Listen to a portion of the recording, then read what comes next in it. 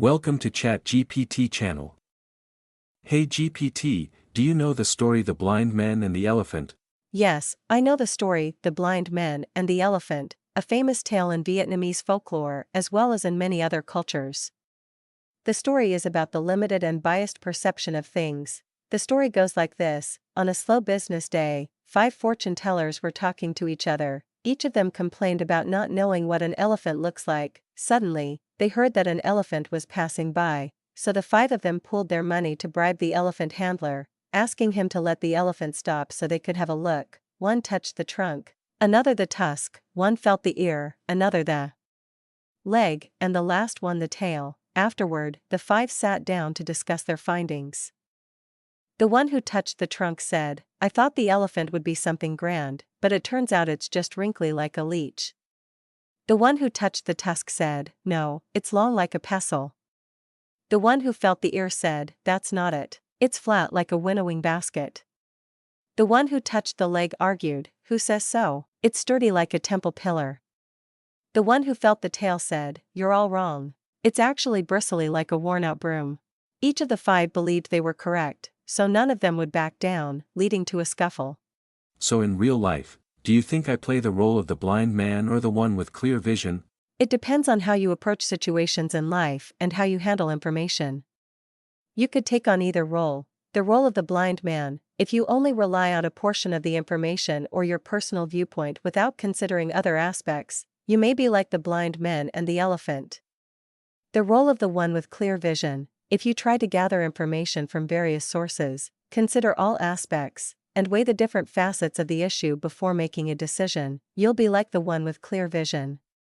But how can I know that the information I seek or hear from others is accurate? To ensure that the information you seek or hear from others is accurate and reliable, you can apply the following methods and criteria for evaluation. First, verify the source of information. Check where the information comes from.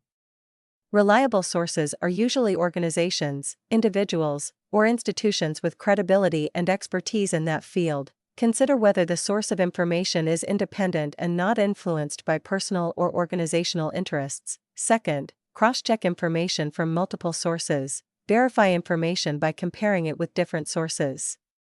If several reputable sources provide similar information, it increases the reliability of that information. If possible, look up information from official documents or authoritative agencies. Third, consider evidence and data. Ensure that the information is supported by clear evidence, specific data, and verifiable studies. Evaluate whether the data and statistics are reasonable and properly handled. Fourth, assess reasonableness and logic. Evaluate whether the information is contradictory or illogical. Reliable information often has clear logic and does not conflict with known facts. Consider whether the information aligns with other views and research in the same field. Fifth, seek opinions and assessments from experts. If possible, seek opinions from experts in the relevant field.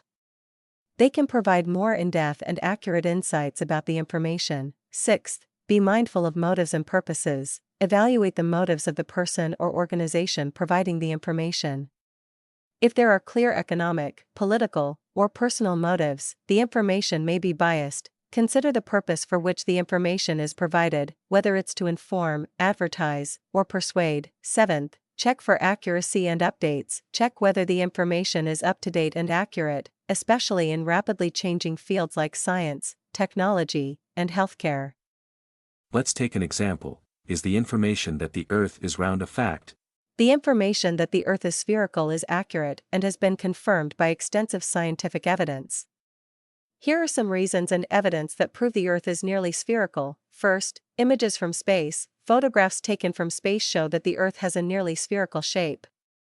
These images are provided by satellites and space missions, such as the famous blue marble photograph taken from Apollo 17. Second, astronomical phenomena. When the Earth blocks sunlight from reaching the Moon, the shadow of the Earth always has a round shape, indicating that the Earth is spherical. When traveling from the northern hemisphere to the southern hemisphere, the stars and planets appear in different positions and angles, which can only be explained if the Earth is spherical. Third, exploration and discovery. The journeys of explorers like Ferdinand Magellan have proven that you can return to your starting point after circumnavigating the Earth. When you ascend to higher altitudes, you can see the curvature of the horizon, which cannot be explained if the Earth were flat. Fourth, geographical phenomena. The existence of different time zones on Earth demonstrates that the Earth is nearly spherical and rotates on its axis. Fifth, scientific experiments. In the 3rd century BC, Eratosthenes measured the shadows at 2 different locations in Egypt and calculated the Earth's circumference,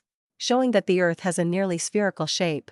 But we still haven't seen the Earth as a sphere with our own eyes, so isn't our truth entirely based on science? Yes, much of the scientific knowledge we have is often based on trust in proven methods and research processes, rather than direct observation.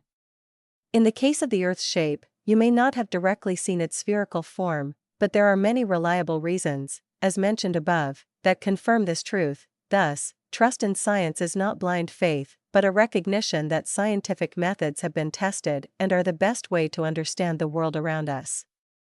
When you haven't directly observed something, trust in the scientific process and evidence from studies can help you understand and believe in the truth. So, although I'm not a blind man, I can't be an observer either. So, who am I? If you feel that you are not entirely a blind man, relying only on partial information, or a direct observer, you may find yourself in the position of someone seeking understanding and truth, relying on information from various sources and available research. In this situation, you might be, first, a learner. You are seeking knowledge and understanding through research, questioning, and verifying information from various sources. You have curiosity and a desire to better understand the world. Second, an evaluator of information. You try to assess and verify information based on evidence and scientific theories. You use analytical and reasoning skills to make informed decisions about what information to trust. Third, a believer in the scientific method. You believe that scientific methods and research processes are the best ways to understand the world, even if you haven't directly observed phenomena. Fourth, an open-minded individual. You are open and willing to accept new viewpoints and theories based on evidence and research, rather than just relying on intuition or personal feelings. Fifth, a seeker of transparency. You may be looking for transparency in the information you receive, and you want a clearer and more comprehensive view of issues. In all these roles, you are actively engaging in the process of learning and understanding. You may not be a direct observer, but you are using evaluation skills and trust in the scientific method to understand the world around you. See you in another story. Don't forget to like and subscribe for support.